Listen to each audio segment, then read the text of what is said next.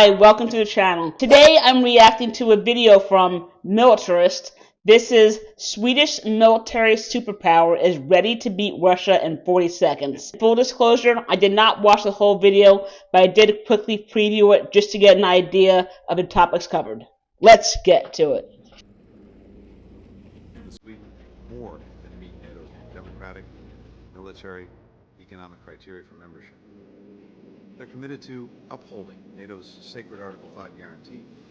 An attack on one is an attack on all. 100-year neutrality ends. Okay, it's 200-year neutrality, not 100.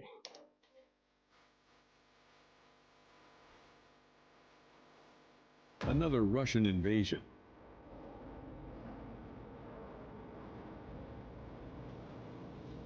NATO ready for war.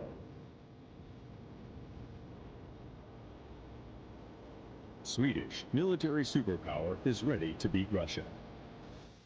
I think. On February 24th, 2022, Russia invaded Ukraine. 100,000 troops, convoys of tanks, millions of dollars worth of ammunition had been called on to unleash the greatest war in Europe in almost a century. This singular event would cause ripple effects so great they're still felt today, almost 2 years since the war began. Oil prices in the sky, grain levels in the deep, currencies took a hit, and for the first time in over 100 years, Sweden picked a side.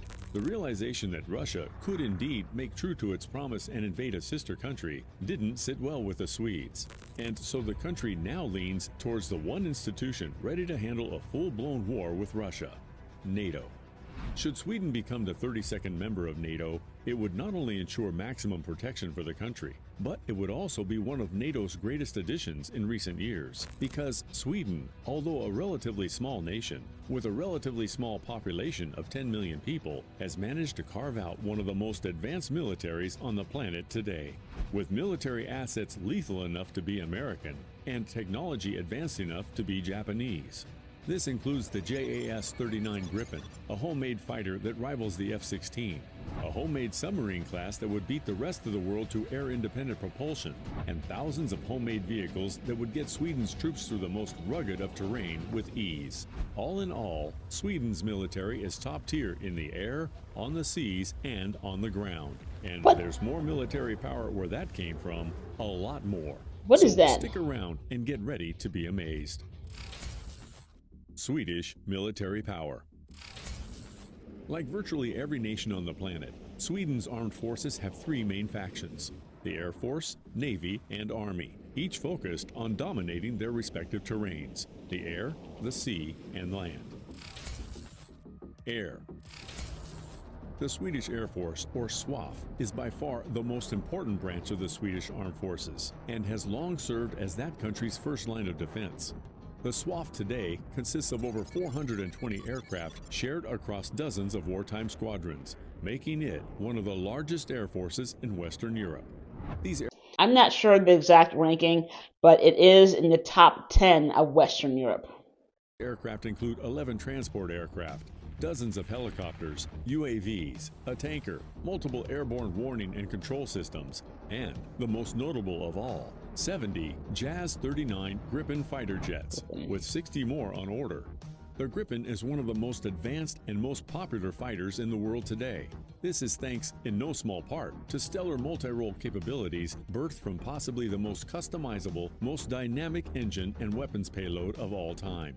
This is a fourth-generation fighter jet that was actually developed during the Cold War. It was specifically designed to counter Russian air defenses as well as Russian aircraft, specifically the Sukhoi. It's very cost-effective, and I think it has the lowest operating cost than any other jet in the world. 1. Engine.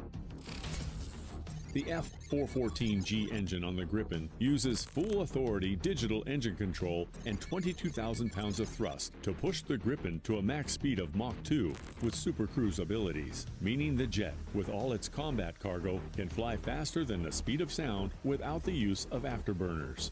thanks to its modular nature that prevents the usual engine-related negative effects that come with supercruise, the Gripen boasts one of the most reliable power plants in the world, accumulating, by 2010, over 143,000 flight hours without a single engine-related failure or incident.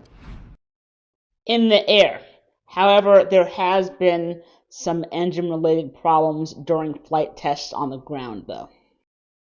General Electric, the engine manufacturer, is about to build on that success with the development of an enhanced durability engine, or EDE version of the same engine, to feature an advanced high-pressure turbine resulting in thrust and temperature capability increase, reduced fuel burn rate, and better foreign object damage resistance in case a bird mistakes the inside of the jet's engine for a nest. 2. Weapons payload. With up to 10 hardpoints, the Gripen can carry an impressive 14,000 pounds payload of assorted armaments, including the 27mm Mauser BK-27 cannon, GBU laser-guided bomb, short-range Iris-T missile, long-range beyond visual range MBDA Meteor, and AIM-9 Sidewinder air-to-air missiles, the AGM-65 Maverick air-to-ground missiles, RBS-15 anti-ship missiles, among others. These all combine to ensure the fighter is not only survivable, but also has combat advantage in highly contested environments against whatever target. A fellow fighter in the sky, some tank on the ground, a ship on the seas, or some superhero trying to make a name.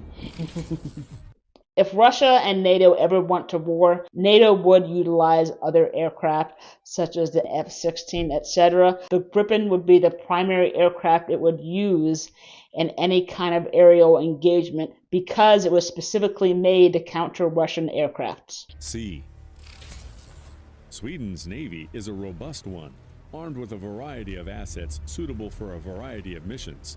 The most notable of these assets include 7 corvettes, 9 mine countermeasure vessels, 14 patrol vessels, 165 gunboats, and 5 submarines. As is tradition, the submarines are the most lethal of the bunch, with the 3 Gotland-class submarines being the alpha of the fleet.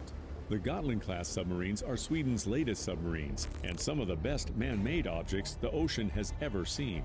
In simulations between one of these submarines and an American aircraft carrier a million times its weight and 60 times its cost, the USS Ronald Reagan, the $100 million submarine swarm, circled around the aircraft carrier and destroyed it over and over again. So I actually reacted to a video about this, and I will link it at the end.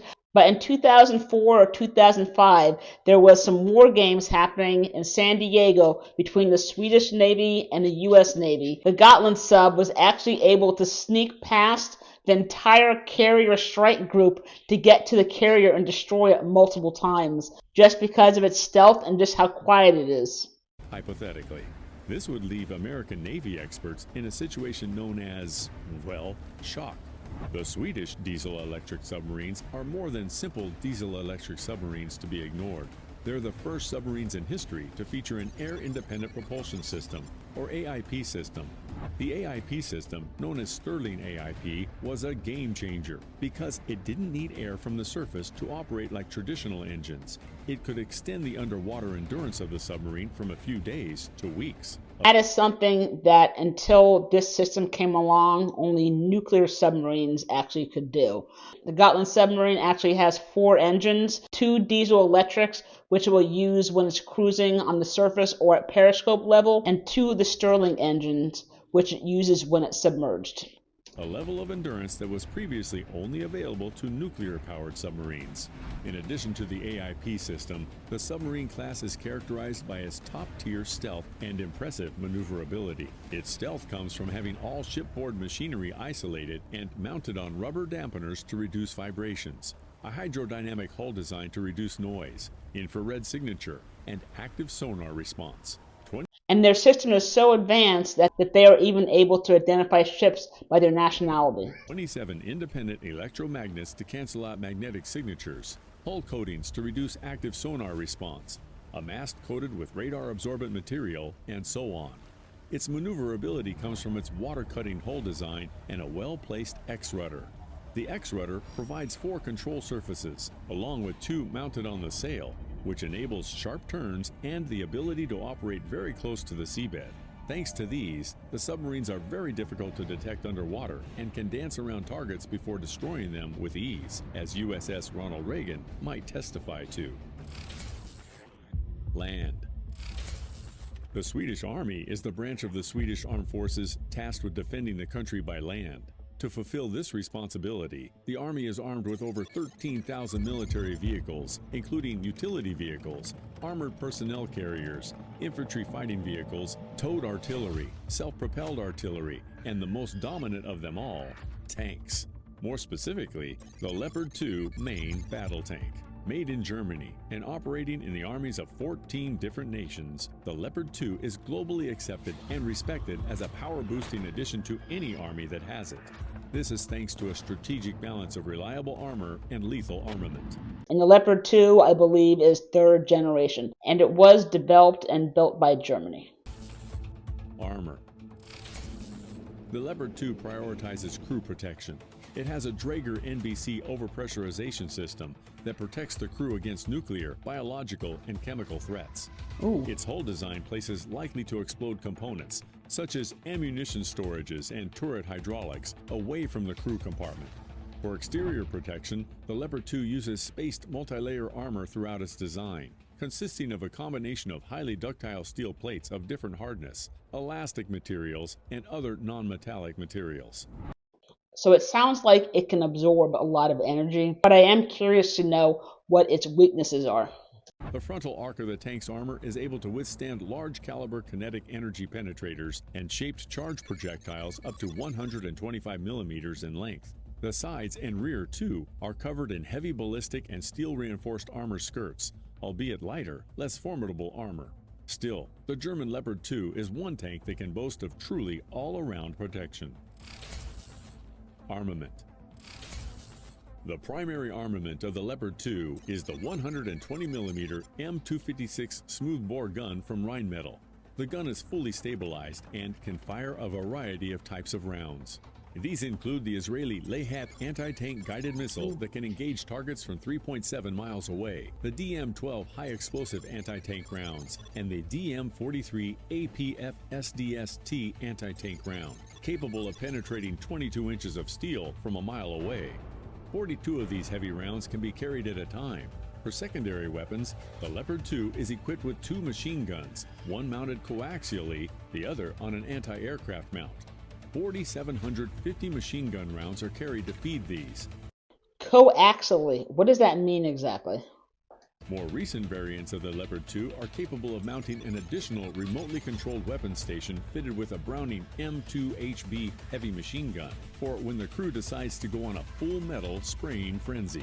Sweden operates 120 Leopard 2 tanks in total.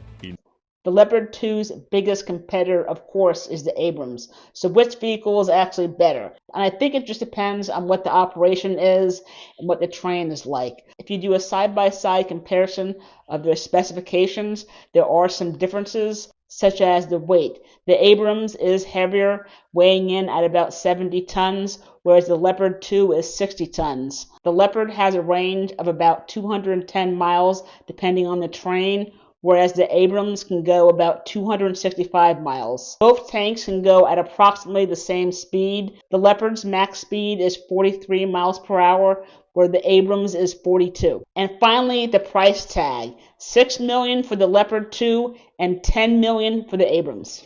Enough to multiply NATO's firepower by a lot. The military assets of the Swedish Army, combined with those of the Navy, the Air Force, and the entire NATO, would suggest that Sweden, already a force to be reckoned with, could soon be a world power that not even Russia would want to mess with. To make Sweden even more powerful, the Swedish Armed Forces ask that you subscribe to this channel and give this video a like. So do that now, and thanks for watching. So thank you guys so much for watching. Please go ahead and smash my like button. And I enjoyed the video, but why did he not include the Archer and the CV90? Two amazing pieces of Swedish military technology. If you do want to watch a video on the CV90, here you go. And this is the video when Sweden sunk the US aircraft carrier.